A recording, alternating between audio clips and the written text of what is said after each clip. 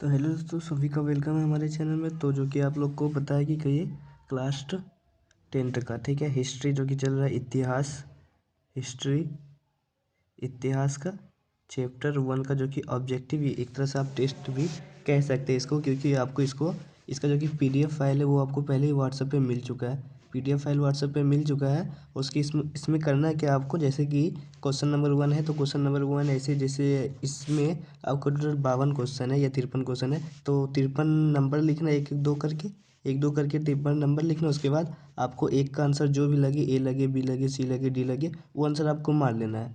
ठीक है, ऐसे करके सभी का आंसर मार लेना है। उसके बाद आपको एक वीडियो मिलेगा, वीडियो जो कि लिंक आपको मिल जाएगा। अगर व्हाट्सएप पे आप नहीं जुड़े हैं तो व्हाट्सएप से अगर आप नहीं जुड़े अभी तक, तो आपको करना बस इतना है, कमेंट बॉक्स में आपको नंबर, अपना मतलब नाम लिख के, नाम सिर्फ लिखना, आपका नाम लिख देना है और ये लिख देना है कि हमको व्हाट्सएप ग्रुप में जुड़ना है। तो आपको व्हाट्सएप ग्रुप में ऐड कर लिया जाएगा।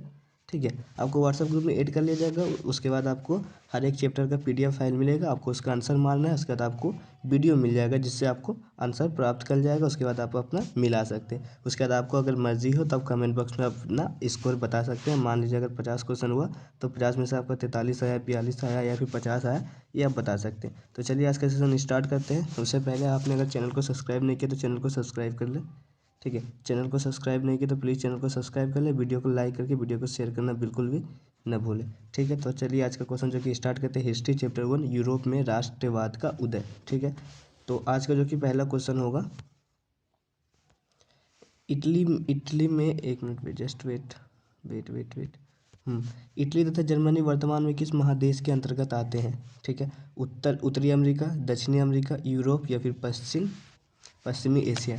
ठीक है, तो आपका इसका राइट आंसर क्या हो जाएगा? अगर आपका आंसर पता है, अगर वीडियो देख के भी अगर आंसर देना चाहते हैं तो कमेंट बॉक्स में आंसर दे सकते हैं। तो इसका आपका राइट आंसर आपका हो जाएगा, ठीक है, यूरोप हो जाएगा। इटली तथा जर्मनी वर्तमान में किस महादेश के अंतर्गत आते हैं? तो यूरोप के अंतर्गत आते हैं। ये इटली हो गया, जर्मनी हो गया, ब्राज़ील हो गया, फ्रांस, ये सब कहाँ किसके आते हैं? तो यूरोप के अंतर्गत आते हैं।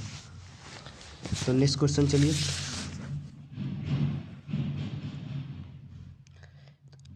नेक्स्ट क्वेश्चन आपका, फ्रांस में किस शासक वंश का पुनर्स्थापना बिना कांग्रेस द्वारा की गया था?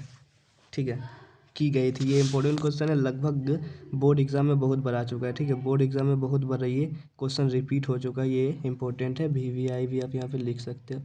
ठीक है, वीवीआई क्वेश्चन भी लिख सकते हैं। ठीक है, तो ऑप्शन जो कि आपका 4 ऑप्शन दिया हुआ है, हैम्सबर्ग द्वारा, आर्य वंश द्वारा, बोर्बो वंश द्वारा या फिर जार शाही द्वारा। ठीक है, तो आपका राइट आंसर क्या हो जाएगा इसका राइट आंसर हो जाएगा बोर्बो वंश द्वारा। फ्रांस में किस शासन वंश की पुनर्स्थापना बिना कांग्रेस द्वारा की गई थी? तो बोर्बो वंश द्वारा इसका स्थापना की गई थी। ठीक है, नेक्स्ट क्वेश्चन देखते हैं, क्वेश्चन नंबर 3। मेजनी का संबंध किस संगठन से था? लाल सेना, कार्बोनरी या फिर फ्लिक हेंटारिया या फिर डायट? तो किससे था संबंध बताना है। मेजनी का संबंध किससे था? लाल सेना से था या फिर कार्बोनरी से था या फिलिक हेंटारिया से था या फिर डायट से था? तो किससे संबंध है? मेजनी का संबंध था कार्बोनरी से था। मेजनी का संबंध किससे था? तो कार्बोनरी से था। आपका बी राइट आंसर हो जाएगा। ठीक है, आपका बी क्या हो जाएगा? राइट आंसर हो जाएगा। इटली एवं जर्मनी के एकीकरण के विरुद्ध कौन कौन निम्न में से कौन था? इंग्लैंड था। इसमें देश होना चाहिए था, इसलिए हमको लग रहा था कि कुछ मिस जरूर हो रहा है। ठीक है, इंग्लैंड था, रूस था, ऑस्ट्रिया था या फिर पर्सा था? इटली एवं जर्मनी के एकीकरण के विरुद्ध हुआ था, वो निम्न में से कौन सा देश उसमें था? इंग्लैंड देश था, रूस था, ऑस्ट्रिया था या फिर पर्सा था? क्या हो जाएगा? इसका राइट आंसर हो जाएगा ऑस्ट्रिया था। ये इंपॉर्टेंट क्वेश्चन है। ठीक है, इंपॉर्टेंट क्वेश्चन के अंतर्गत ये इसको भी नोट कर लीजिएगा भी भैया। इटली एवं जर्मनी के एकीकरण के विरुद्ध कौन सा देश था? तो ऑस्ट्रिया था। नेक्स्ट क्वेश्चन देखते हैं फटाक से, क्योंकि क्वेश्चन ज़्यादा है और टाइम, जस्ट वेट, एक मिनट। तो नेक्स्ट क्वेश्चन है जो कि आपके सामने आ चुका है। कलर चुनने में थोड़ा सा डिस्टर्ब हो रहा है, कौन सा कलर रखें? चलिए ग्रीन में रखते हैं। काउंट केबुल को विक्टर एमनुल ने किस पद पर नियुक्त किया था? कौनकेबुर को विक्टर एनमुल ने किस पद पर नियुक्त किया? सेनापति, फ्रांस में राजदूत, प्रधानमंत्री या फिर गृह मंत्री के पद पर नियुक्त किया था? किस पद पर नियुक्त किया था ये बताना। कौनकेबुर ने एमनुल को किस पद पर नियुक्त किया था? तो किस पद पर नियुक्त किया था? तो प्रधानमंत्री के पद पर नियुक्त किया था। ठीक है, आपका सी राइट आंसर हो जाएगा। गैरिबल्डी पेशे से क्या है? सिपाही है, किसान है, जमींदार है या फिर नाविक है? गैरिबल्डी पेशे से क्या है? तो नाविक है। आपका क्या हो जाएगा? डी राइट आंसर हो जाएगा। ठीक है, आपका डी राइट आंसर हो जाएगा। जर्मनी राइन राज्य का निर्माण किसने किया था? ल्यूई 18 ने, नेपोलियन बोनापार्ट ने, नेपोलियन 2 ने या फिर बिस्मार्क ने? ठीक है, इसमें बताना जर्मन राइन राज्य का निर्माण किसने किया था? लुई ने किया था, नेपोलियन बोनापार्ट ने किया था, नेपोलियन 2 ने किया था या बिस्मार्क ने किया था? तो इसका किसने किया था जर्मन राज्य का निर्माण? नेपोलियन बोनापार्ट ने किया था। ठीक है, जर्मन राइन राज्य का निर्माण किसने किया था? नेपोलियन बोनापार्ट ने। जाल्वेरिन कैसी संस्था थी? क्रांतिकारियों की थी, व्यापारियों की थी, विद्वानों की थी या फिर पादरी एवं सामंतों की थी? जाल्वेरिन एक कैसी संस्था थी ये बताना है। तो आपका राइट आंसर क्या हो जाएगा? जाल्वेरिन एक व्यापारियों की संस्था थी। ठीक है, जाल्वेरिन एक कैसी संस्था थी? व्यापारियों की संस्था थी। तो इसका राइट आंसर क्या हो जाएगा? बी आपका राइट आंसर हो जाएगा। रक्त एवं लोह की नीति का अवलंबन किसने किया था? मेजनी ने, हिटलर ने, बिस्मार्क ने? इसका शायद डी ऑप्शन जो कि हट चुका है। ठीक है, डी ऑप्शन जो कि इसका खत्म हो जाए। तो 3 ही ऑप्शन मान के चलिए, तीनों में ही एक आंसर होगा। आपको ऐसा ध्यान नहीं देना कि डी हो सकता था, डी नहीं होगा। ठीक है, डी अगर हटा दिया गया तो इसमें से डी ऑप्शन नहीं होगा। तो रक्त एवं लोह की नीति का उल्लंघन किसने किया था बताना। मेजनी ने, हिटलर ने या फिर बिस्मार्क ने? तो किसने किया था रक्त एवं लोह की नीति का? तो बिस्मार्क ने किया था। आपका क्या हो जाएगा? सी राइट आंसर हो जाएगा। ठीक है, सी राइट आंसर हो जाएगा। फ्रैंकफर्ट की संधि कब हुई थी? 1864, 1866, 1870, 1871 में? बताना कि फ्रैंकफर्ट की संधि कब हुआ था? 1864 में, 1866 में, 1870 में या फिर 1871 में? तो फ्रैंकफर्ट की संधि कब हुई थी? 1871 में फ्रैंकफर्ट की संधि हुई थी। ठीक है, आपका राइट आंसर क्या हो जाएगा? डी आपका राइट आंसर हो जाएगा।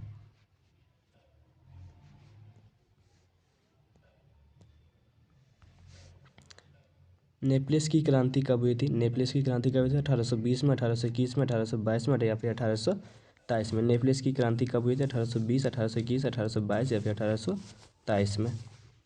तो नेपल्स की क्रांति जो हुई थी वो 1800 कब हुई थी? 1821 में हुई थी। ठीक है, बी राइट आंसर हो जाएगा आपका।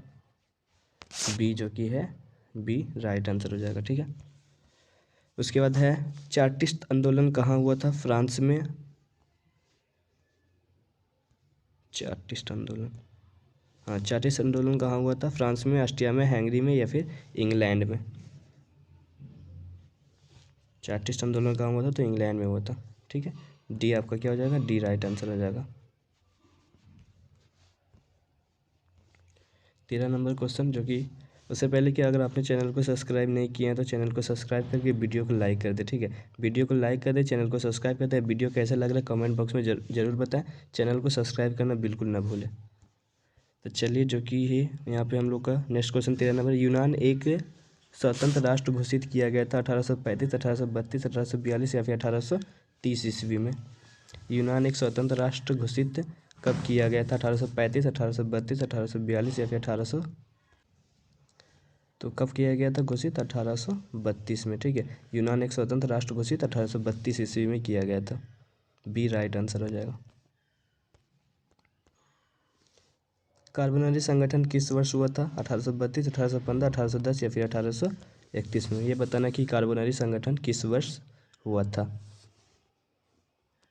1810 ईस्वी में कार्बोनरी का संगठन किया गया था। आपका क्या हो जाएगा? सी राइट आंसर हो जाएगा। ठीक है, सी राइट आंसर हो जाएगा। एडियानो-पुल की संधि कब हुई थी? 1828, 1829, 1830 या फिर 1831? ये बताना है कि एडियानो-पुल की संधि कब हुई थी? 1828, 1829, 1830 या फिर 1831? तो एडियानो-पुल की संधि कब हुई थी? 1829 में हुई थी। आपका क्या हो जाएगा? बी राइट आंसर हो जाएगा। ठीक है, बी क्या हो जाएगा, बी राइट आंसर हो जाएगा। एडिनोपिल की संधि किन दो देशों के बीच हुई थी? तुर्की, रूस, यूनान, पोलैंड, तुर्की, हंगरी, हंगरी या फिर पोलैंड।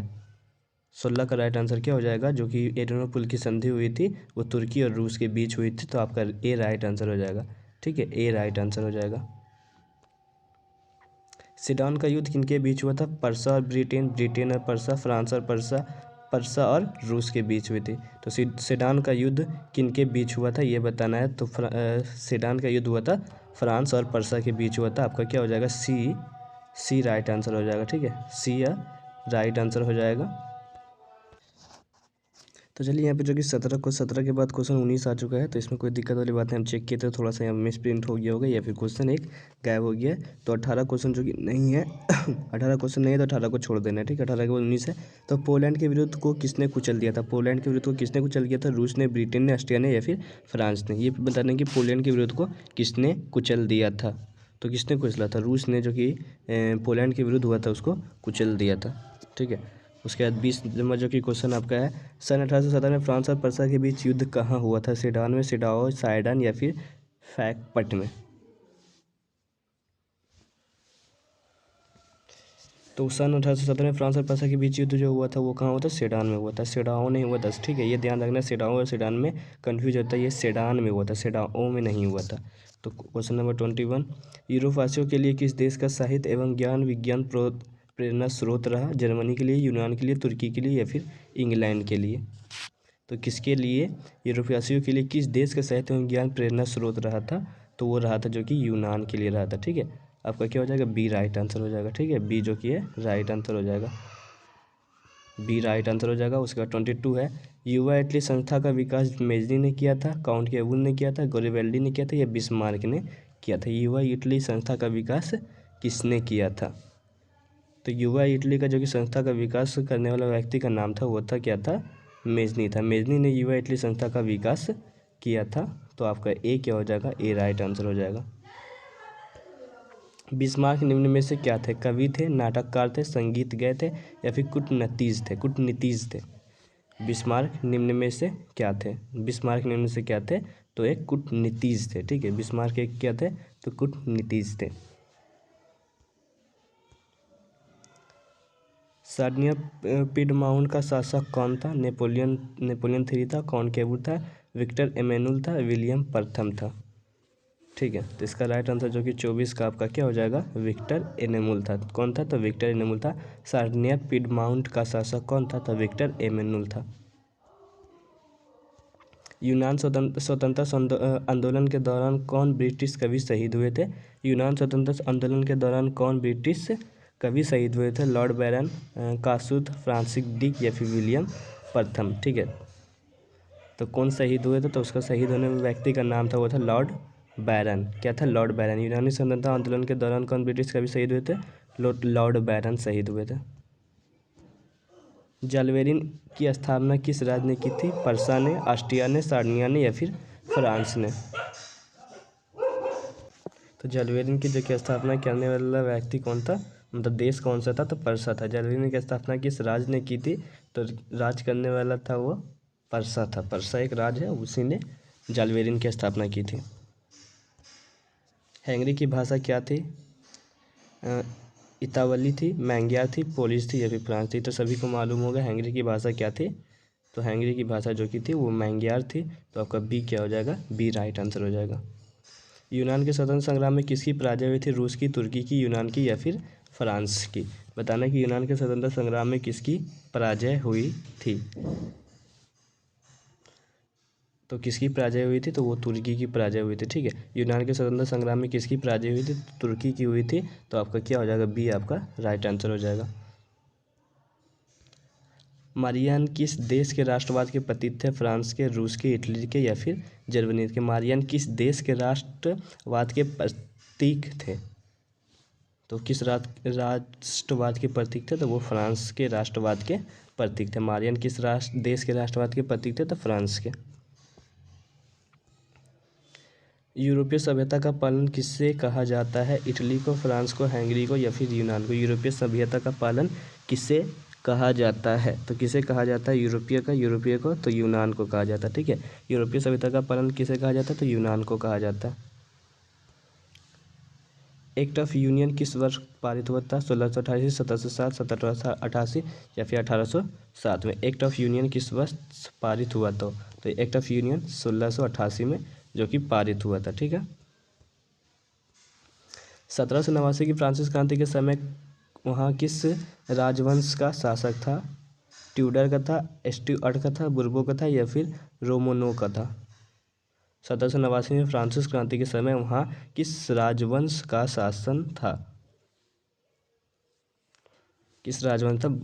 तो फिर ये था इसका था बुर्बो का था। ठीक है, 1789 की फ्रांसिस क्रांति के समय वहाँ किस राज्य का शासन था? तो बुर्बो का शासन था। नेपोलियन संहिता, एक मिनट, हाँ यही, नेपोलियन संहिता किस वर्ष लागू किया था? 1789। तो नेपोलियन संहिता किस वर्ष पारित हुआ था? तो 1804 में हुआ था। और ये जो कि यहाँ के थे, मतलब जो कि पहले तो वो क्या था, राजातंत्र था, उसके बाद लोकतंत्र हुआ। इसको फिर नेपोलियन ने हटा के खुद को अपना क्या किया, राजतंत्र लाया, जो कि राजतंत्र लाने के बाद नेपोलियन क्या रहा, 1804 ईस्वी से लेके 1815 ईस्वी तक वहाँ का क्या है, राज बना था। और जब ये मतलब 1804 में राजा बना, उसके बाद ही संहिता किस वर्ष लागू किया था?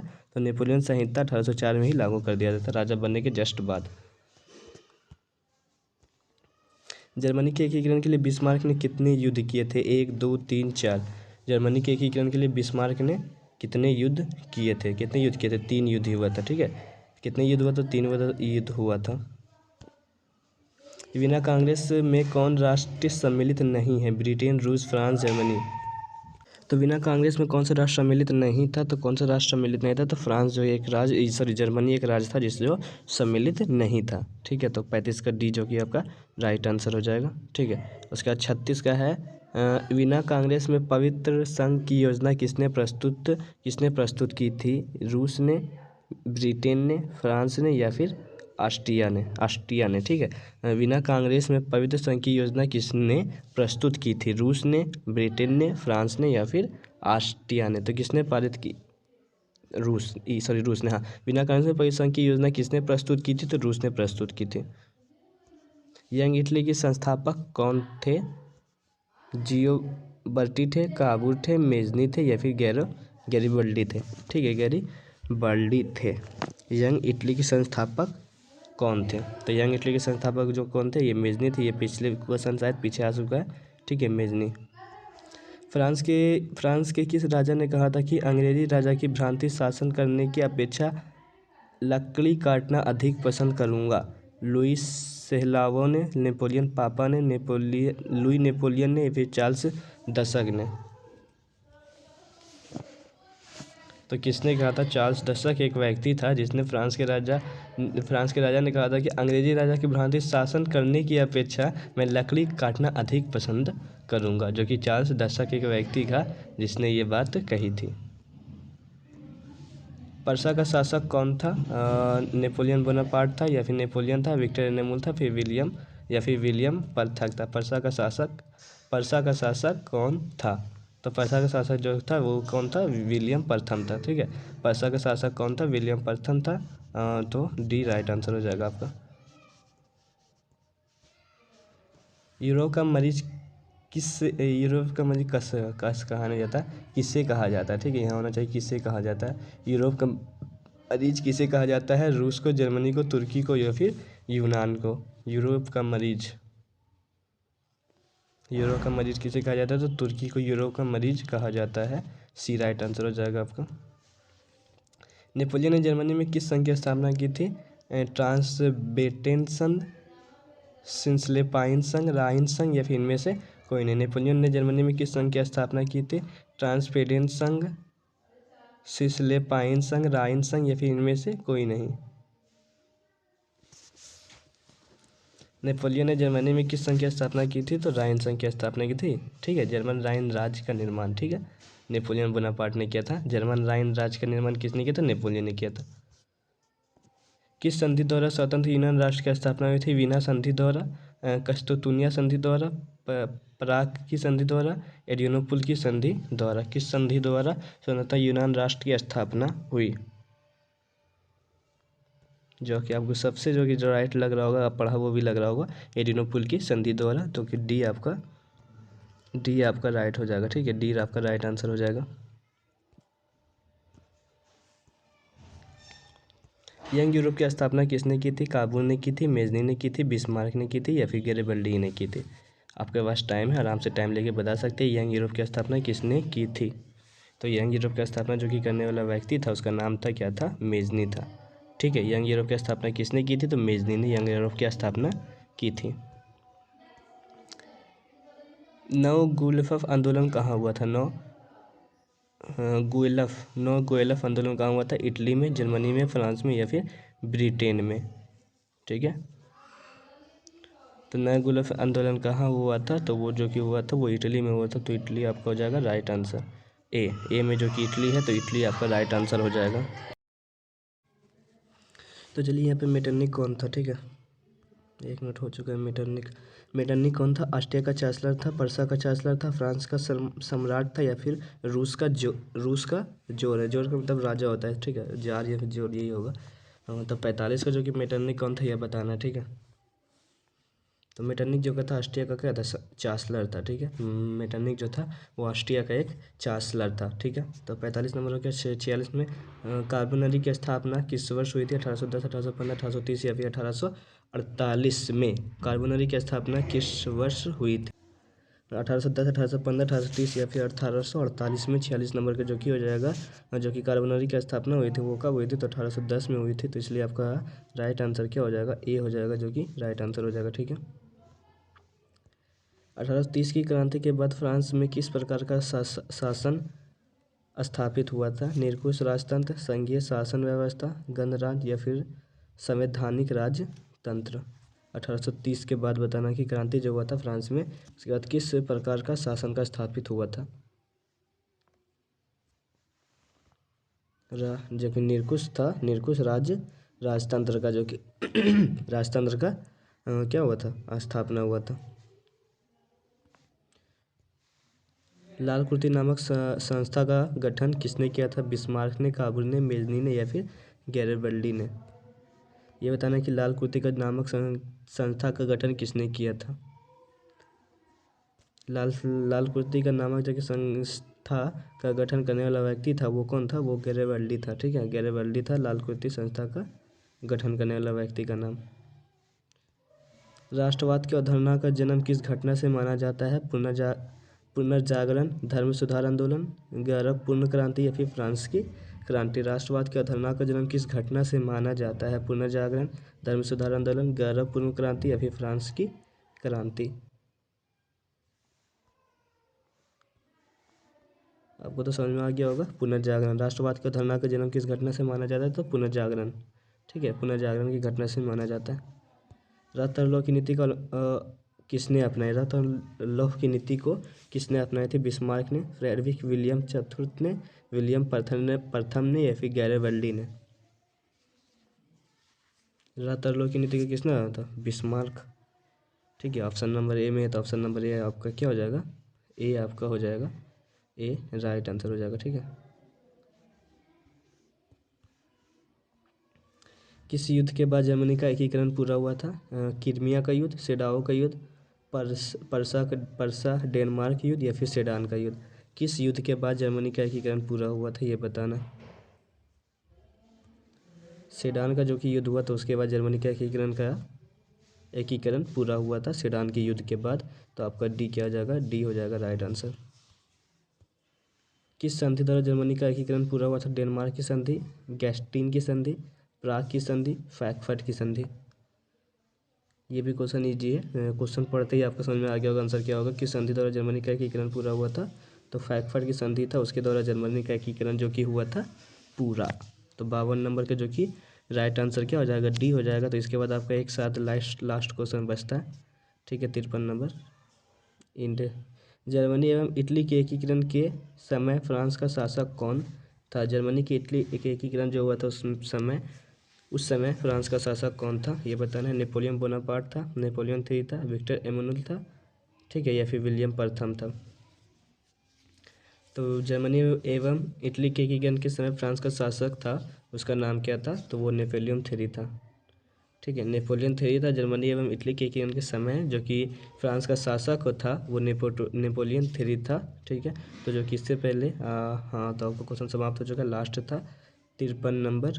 तो वीडियो अगर अच्छा लगे तो वीडियो को लाइक करें। ठीक है, वीडियो को लाइक करिए। तो फर्स्ट चैप्टर है हिस्ट्री का चैप्टर 1 था, हिस्ट्री का चैप्टर 1 था, 10th था, 10th का। ठीक है, हिस्ट्री का चैप्टर 1 था 10th का, जो कि इसमें 53 क्वेश्चन टोटल कराए हैं, और कुछ इंपॉर्टेंट क्वेश्चन है लेकिन वो उसके लिए है जो कि थ्योरी पूरा अच्छा से पढ़ा होगा उसके लिए। ठीक है, थ्योरी के लिए क्वेश्चन वो कुछ लगभग कुछ क्वेश्चन होगा, ज़्यादा क्वेश्चन नहीं होगा, वो 20 से 30 क्वेश्चन है। उसको भी एक वीडियो में समाप्त कर देंगे। और PDF नोट्स आपको मिल चुका होगा पहले। अगर PDF नोट्स मारेंगे तो ठीक है, आंसर आप यहाँ से मिला लीजिए। ठीक है, आंसर यहाँ से आप क्या कर सकते हैं, मिला सकते हैं आंसर। अब वीडियो को देख लें, थोड़ा थोड़ा समझाया गया, ज़्यादा तो समझाया नहीं गया लेकिन थोड़ा थोड़ा समझाया गया। और चैनल को सब्सक्राइब करके रखिए ताकि इससे जो भी वीडियो है आप तक तुरंत पहुँच जाए। एग्ज़ाम के समय है। ठीक है, अब वीडियो को लाइक कर दें, जिससे हमें क्या होता है, मोटिवेट मिलता है।